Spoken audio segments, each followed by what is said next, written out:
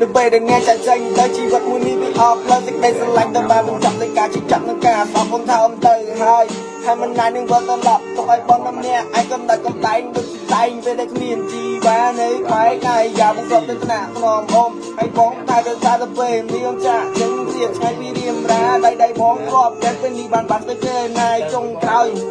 សល់កាន់តែទឹកនៃបងជាយាមហាងគាត់បងកុំមកស្នួនចាក់ចឹងទៅពេលនេះលោកអូនទៅជីវិតបងទៅទំនេញខែទៅវ័យក៏ដាក់ចិត្តខាងម្លេះស្នេហ៍ស្នងឬមួយក៏រូបបងមិនល្អត្រង់ណាស់ថាហាក់កំសាន្តជាយូរបើជាត្រូវប្រេះឆាយគ្រប់យ៉ាង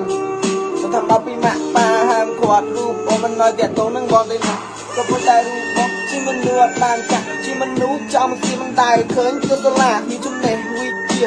តែដល់បាត់តាបងធំបងតូចតាំងខ្លួនអស់ចាស់ពុំមកអូនហាមក៏បំបីបំបាក់ស្នេហាគួយចិត្តតែពីរនាក់ទៅនៅខ្លោចតាអ្វីទៅ